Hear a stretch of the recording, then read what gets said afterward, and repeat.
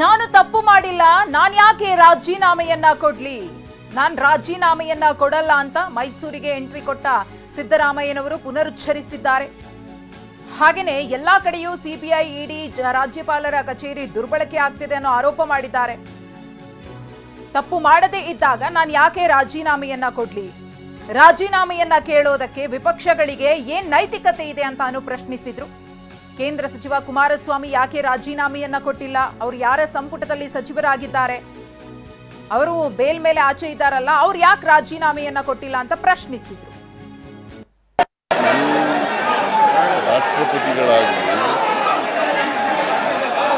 ಮತ್ತೆ ರಾಜ್ಯಪಾಲರಾಗಿ ಅವರು ಸಂವಿಧಾನದ ರೀತಿ ಕೆಲಸ ಮಾಡಲಿಕ್ಕೋಸ್ಕರ ನಾಮಿನೇಟೆಡ್ ಗವರ್ನರ್ಗಳಿದ್ದಾರಲ್ಲ, ನಾಮಿನೇಟೆಡ್ ಗವರ್ನರ್ಗಳು, they are not elected governor.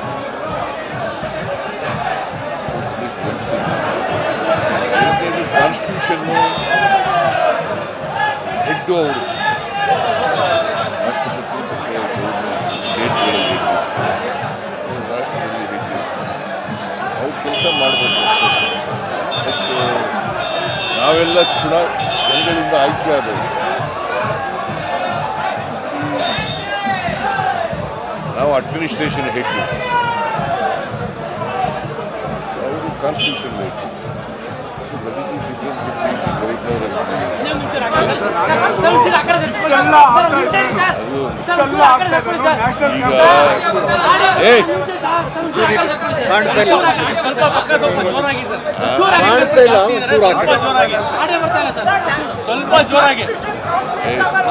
ನಿಮ್ದೇ ಜಾಸ್ತಿ ಅಪ್ಪ ಗಲಾಟೆ, ಅವ್ರದ್ದು ಗಲಾಟೆ ಇರ್ತದೆ, ಅದು ಇದ್ದೇ ಇರ್ತದೆ, ನಿಮ್ಮದು ಗಲಾಟೆ ಜಾಸ್ತಿ ಆಗುತ್ತೆ. ಇಡೀ ದೇಶದಲ್ಲಿ ಒಂದು ಕ್ಯಾಂಪೇನ್ ಆಗ್ಬಾರ್ದು ಸರ್, ಇದ್ರ ವಿರುದ್ಧ ಇಲ್ಲ, ಡಿಬೇಟ್ ಆಗಬೇಕು. ಇಡೀ ದೇಶದಲ್ಲಿ ಡಿಬೇಟ್ ಆಗಬೇಕು. ಯಾರೇ ರಾಜ್ಯಪಾಲರುಗಳು ಅಡ್ಮಿನಿಸ್ಟ್ರೇಷನಲ್ಲಿ ಕಲೆ ಹಾಕಬಾರ್ದು, ಯಾರೇ ಅದೇ ದೇಶದಲ್ಲಿ. That is what constitution says.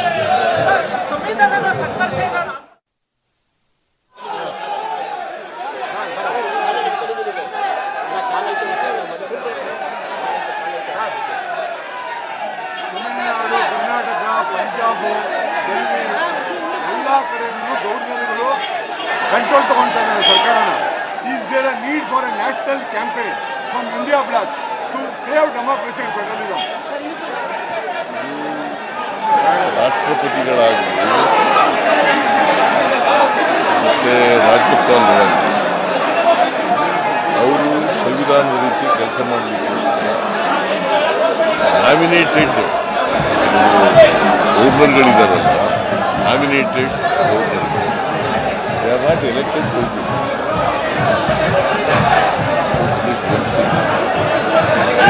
Constitution head ಅವರು ರಾಷ್ಟ್ರಪತಿ ಮತ್ತು ಗವರ್ನರ್, ಸ್ಟೇಟ್ಗಳಲ್ಲಿ ರಾಷ್ಟ್ರದಲ್ಲಿ ಹೆಡ್ಡು ಅವ್ರು ಕೆಲಸ ಮಾಡಬೇಕು. ಮತ್ತು ನಾವೆಲ್ಲ ಜನಗಳಿಂದ ಆಯ್ಕೆ ಆದವರು, ನಾವು ಅಡ್ಮಿನಿಸ್ಟ್ರೇಷನ್ ಹೆಡ್, ಸೊ ಅವರು constitution head. So that is the difference between the governor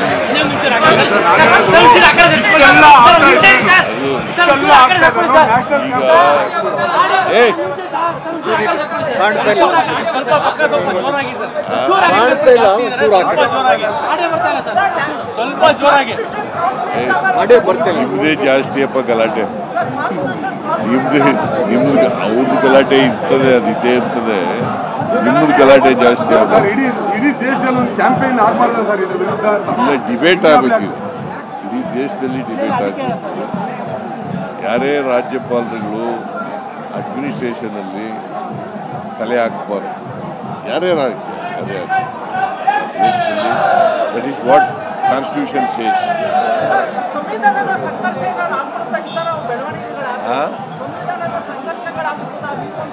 ಸಂವಿಧಾನದ ಸಂಘರ್ಷ ಎಂತಿದು. ನಾವು ಅಡ್ಮಿನಿಸ್ಟ್ರೇಷನನ್ನು ನಡೆಸ್ತಾ ಇದ್ದೀವಿ, ಜನ ನಮಗೆ ಮ್ಯಾಂಡೇಟ್ ಕೊಟ್ಟಿದ್ದಾರೆ.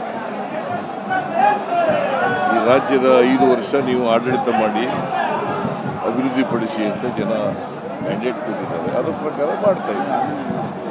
ಆಪರೇಷನ್ ಕಮಲದ ಮುಂದುವರೆದ ಭಾಗ ಆಗೋಗಿತ್ತ ಅಂತಲ್ಲ ಇಡಿ ಮತ್ತೆ ಸಿಬಿಐ ಇದು. ಎಲ್ಲಿ ಸಿಬಿಐ?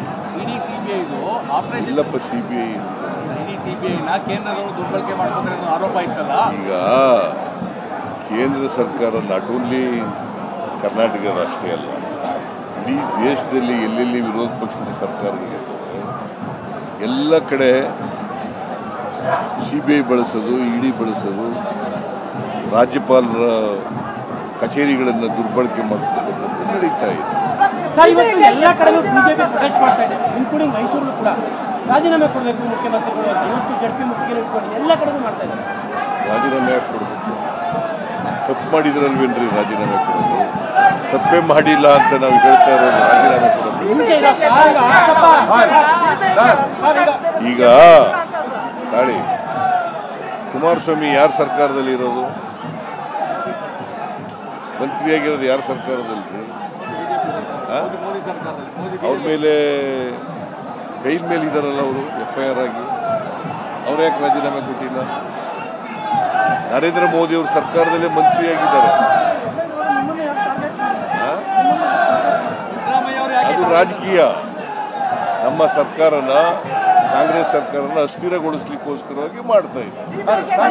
ಪ್ರಧಾನಿಗಳು ಹರಿಯಾಣ ಭಾಷಣ ಮಾಡಬೇಕಾದ್ರೆ social welfare department funds misuse ಆಗಿದೆ, ಪ್ರತಿದಿನಾನು ಒಂದಲ್ಲ ಒಂದು ಚಾರ್ಜಸ್ ನಿಮ್ಮ ಮತ್ತೆ ತೆಲಂಗಾಣ ಸರ್ಕಾರದಲ್ಲಿ ಮಾಡ್ತಾ ಇದ್ದಾರೆ. ಅಲ್ಲಿ ಹರಿಯಾಣದಲ್ಲಿ ಈಗ ಅವ್ರ ಪಕ್ಷದ ಸರ್ಕಾರಗಳಿರೋ ಕಡೆ ಅವ್ರ ಮುಖ್ಯಮಂತ್ರಿ ಆಗಿರೋ ಗೋಧ್ರಾ ಇನ್ಸಿಡೆಂಟ್ ನಡೀತಲ್ಲ, ಆಗ ರಾಜೀನಾಮೆ ಕೊಟ್ಟಿದ್ರ?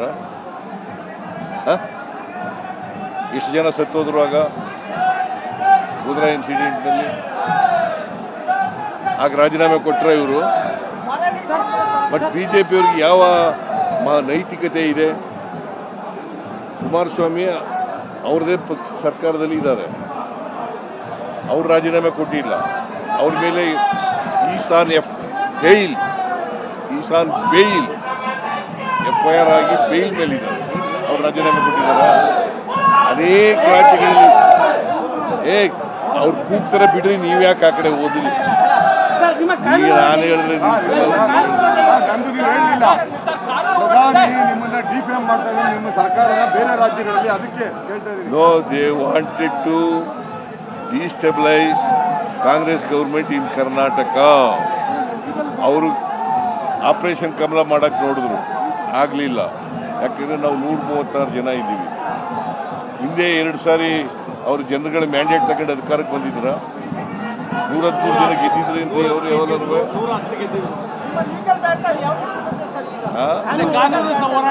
ನಾವು ಕಾನೂನು ಪ್ರಕಾರ ಲಾಯರ್ಗಳಿದ್ದಾರೆ, ಲಾಯರ್ಗಳ ಮೂಲಕ ಫೈಟ್ ಮಾಡ್ತೀವಿ. ಕುಮಾರಸ್ವಾಮಿ ಅವರು ಟ್ವೀಟ್ ಮಾಡಿದ್ದಾರೆ, ಲೋಕಾಯುಕ್ತವನ್ನು ಮುಚ್ಚಿದ್ದಕ್ಕೆ ಕರ್ಮ ರಿಟರ್ನ್ಸ್ ಬ್ಯಾಕ್ ಅಂತೇಳಿ ಟ್ವೀಟ್ ಮಾಡಿದ್ದಾರೆ. ಮುಚ್ಚಿರಲಿಲ್ಲ ನಾವು, ಅವರೇ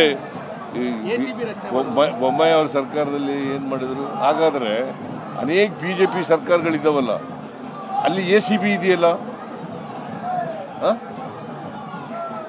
ಈ ಡಬಲ್ ಸ್ಟ್ಯಾಂಡರ್ಡ್ ಯಾಕಪ್ಪ? ಅನೇಕ ರಾಜ್ಯಗಳಲ್ಲಿ BJP ಪಕ್ಷ ಅಧಿಕಾರದಲ್ಲಿರ್ತಕ್ಕಂಥ ರಾಜ್ಯಗಳಲ್ಲಿ ACB ಇದೆ. ಅವರು ನೀವು ಎದುರಿದ್ದೀರಿ ಅಂತಾರೆ, ಎದುರು ಬಿಟ್ಟಿದ್ದಾರೆ ಸಿದ್ದರಾಮಯ್ಯ. ನಾನು ಎದುರಿದ್ದೀನ ಈಗ? ಕೇಳ್ರಿ, ಇಲ್ಲಿ ಅನೇಕ ತಪ್ಪುಗಳು ಮಾಡಿರೋರು ಅವರು ಅಧಿಕಾರದಲ್ಲಿರುವಾಗ ಅವರಲ್ಲಿ ಯಾವನಾರು ಒಬ್ಬ ಭ್ರಷ್ಟಾಚಾರ ಮಾಡದೇ ಇರ್ತಕ್ಕಂಥ ಒಂದು ತೋರಿಸ್ಲಿ ನೋಡೋಣ. ಸನ್ಮಾನ ಮಾಡ್ತೀನಿ ಅಂತ ಹೇಳಿ ಹೇಳ್ತೀನಿ ಅಂತ ಹೇಳಿದ್ದೀನಿ, ಅದಕ್ಕೆ ಸನ್ಮಾನ ಮಾಡ್ತೀನಿ, ಅವ್ರು ತೋರಿಸ್ಲಿ. ಅವರು ನಾವು ಯಾವತ್ತೂ ಸಂವಿಧಾನಕ್ಕೆ ವಿರುದ್ಧವಾಗಿ, ಕಾನೂನು ವಿರುದ್ಧವಾಗಿ ಏನು ಮಾಡಲ್ಲ. ರಾಜ್ಯದ ಬಡವರಿಗೆ ಒಂದು ಆತಂಕ ಆಗಿದೆ, ಎಲ್ಲಿ ಗ್ಯಾರಂಟಿ ನಿಂತ್ಬಿಡುತ್ತೋ ಈ ತರ ಡೆವಲಪ್ಮೆಂಟ್ಸ್ ಎಲ್ಲ ಆಗ್ತಾ ಇದೆ. ನಿಮ್ಮ ಸಂದೇಶ ನೋಡಪ್ಪ, ನಾವು ಯಾವ ಕಾರಣಕ್ಕೂ ಕೂಡ ಬಡವರಿಗೆ ಕೊಡ್ತಕ್ಕಂಥ ಕಾರ್ಯಕ್ರಮಗಳನ್ನ ನಿಲ್ಲಿಸಲ್ಲ. ಬಹಳ ದಿನದ ನಂತರದಲ್ಲಿ ನೀವು ಬಂದಂತ ಸಂದರ್ಭದಲ್ಲಿ ದೊಡ್ಡ ಮಟ್ಟದ ವೆಲ್ಕಮ್ ಮಾಡ್ತಾ ಇದ್ದಾರೆ, ಸಂದೇಶ ರವಾನೆ ಮಾಡ್ತಾ ಇದ್ದಾರೆ. ನಾವು ನಿಮ್ಮೊಂದಿಗಿದ್ದೇವೆ ಅಂತ, ನಾವು ನಿಮ್ಮ ಪರ ಅಂತ ದೊಡ್ಡ ಮಟ್ಟದಲ್ಲಿ ಕಾರ್ಯಕರ್ತರು ಬಂದಿದ್ದಾರೆ ಇವತ್ತು. ಇಲ್ಲ, ನಾವೇನು ಹೇಳಿಲ್ಲ ಬರ್ರಿ ಅಂತ, ಅವರಾಗಿ ವಾಲಂಟಿಯರ್ ಆಗಿ ಬಂದಿದ್ದಾರೆ, ವಾಲಂಟಿಯರ್ ಆಗಿ ಪ್ರತಿಭಟನೆ ಮಾಡ್ತಾ ಇದ್ದಾರೆ. ಅದು ಜನರ ಆಶೀರ್ವಾದ ನಮ್ಮ ಮೇಲೆ ಇದೆಯಲ್ಲ. ನಾವು 136 ಜನ ಗೆದ್ದಿರೋದು. ಬಿಜೆಪಿ ಅವರು ಅಧಿಕಾರದಲ್ಲಿ ಗೆದ್ದದ್ದು ಎಷ್ಟು? ಅವರು 66 ಜನ. ಯಾವತ್ತಾರು ಓಲಿ 2008ರಲ್ಲಿ ಆಗ್ಬೋದು, 2018 ಮೆಜಾರಿಟಿ ಜನರಿಂದ ಮ್ಯಾಂಡೇಟ್ ತಗೊಂಡು ಗೆದ್ದಿದ್ದಾರ? ಎಲ್ಲ ಹಿಂಭಾಗಲಿಂದ ಬಂದಿರೋರು ಜನ ಅವ್ರನ್ನ ತಿರಸ್ಕಾರ ಮಾಡಿದ್ದಾರೆ. ಈಗ ನಮಗೆ 136 ಜನ ಕೊಟ್ಟು ನಾವು 2013ರಲ್ಲಿ ಜನ ಆಶೀರ್ವಾದದಿಂದ ಗೆದ್ದಿದ್ದೀವಿ, 2018ರಲ್ಲಿ ಜನರ ಆಶೀರ್ವಾದದಿಂದ ಗೆದ್ದಿದ್ದೀವಿ. ಅವ್ರು ಯಾವಾಗ ಗೆದ್ದಿದ್ದಾರೆ? ನಾವೆಲ್ಲ ಯಾವ್ಯಾವ ಗೆದ್ದಿದ್ದೋ ಅವಾಗೆಲ್ಲ ಜನರ ಆಶೀರ್ವಾದದಿಂದ ಗೆದ್ದಿದ್ದೀವಿ. ನಾವು ತಪ್ಪೇ ಮಾಡಿಲ್ವಲ್ರಿ. ಇದು ರಾಜಕೀಯ ಕೇಸ್ಗಳು ಇವತ್ತು ಮೊದಲನೇ ಸಾರಿ ನನ್ನ ಮೇಲೆ ರಾಜಕೀಯ ಕೇಸ್ಗಳು. ಪ್ಲೀಸ್ ಅಂಡರ್ಲೈನ್, ರಾಜಕೀಯ ಕೇಸ್ ಹಾಕಿರೋದು ಇದೇ ಮೊದಲನೇ ಸಾರಿ. ಸಾಕಷ್ಟು ನಾಯಕರಿದ್ರು, ಯಾಕೆ ಸಿದ್ದರಾಮಯ್ಯ ಟಾರ್ಗೆಟ್ ಅಂತ? ಯಾಕಂದ್ರೆ ನನ್ ಕಂಡ್ರೆ ಭಯ ಅವ್ರಿಗೆ.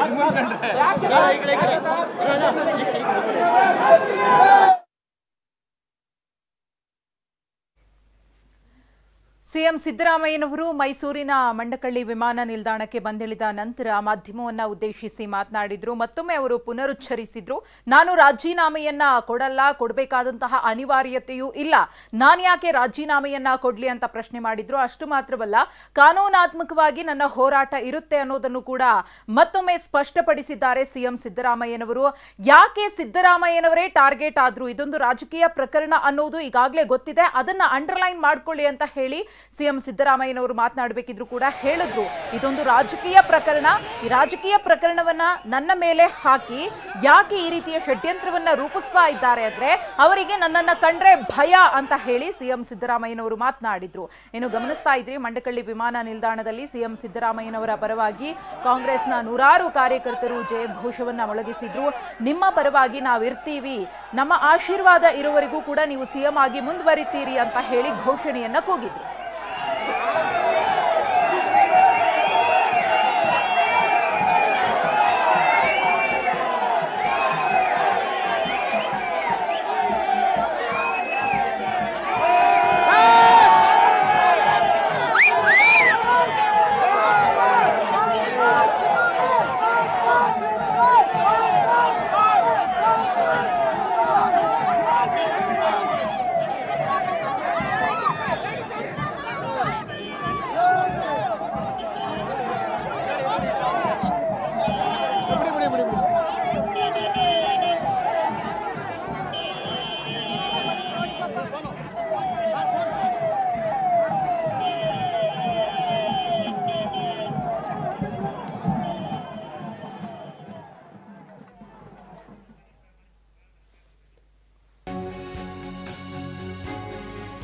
ನಾನು ತಪ್ಪು ಮಾಡಿಲ್ಲ, ರಾಜೀನಾಮೆಯನ್ನ ಕೊಡಲ್ಲ.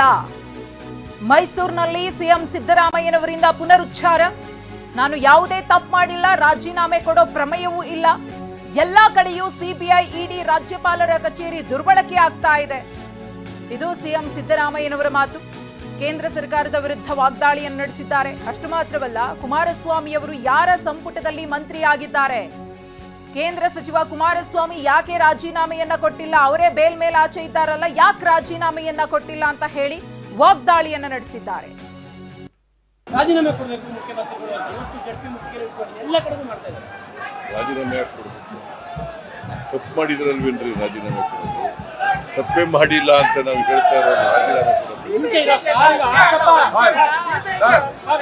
ಈಗ ತಾಳಿ. ಕುಮಾರಸ್ವಾಮಿ ಯಾರ ಸರ್ಕಾರದಲ್ಲಿ ಇರೋದು? ಮಂತ್ರಿಯಾಗಿರೋದು ಯಾರ ಸರ್ಕಾರದಲ್ಲಿ? ಅವ್ರ ಮೇಲೆ ಬೈಲ್ ಮೇಲೆ ಇದಾರಲ್ಲ ಅವರು, FIR ಆಗಿ. ಅವ್ರು ಯಾಕೆ ರಾಜೀನಾಮೆ ಕೊಟ್ಟಿಲ್ಲ? ನರೇಂದ್ರ ಮೋದಿ ಅವರು ಸರ್ಕಾರದಲ್ಲೇ ಮಂತ್ರಿಯಾಗಿದ್ದಾರೆ. ಅದು ರಾಜಕೀಯ.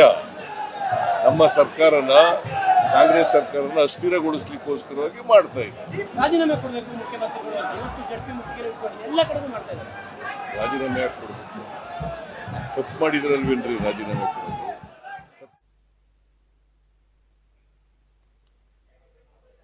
ಸಿಎಂ ಸಿದ್ದರಾಮಯ್ಯನವರು ಮಾತನಾಡಿದಂತಹ ದೃಶ್ಯಾವಳಿಗಳನ್ನು ಗಮನಿಸಿದ್ರೆ ಮಂಡಕಹಳ್ಳಿ ವಿಮಾನ ನಿಲ್ದಾಣದಲ್ಲಿ ಸಿಎಂ ಸಿದ್ದರಾಮಯ್ಯನವರು ಮಾತನಾಡಿದ್ರು.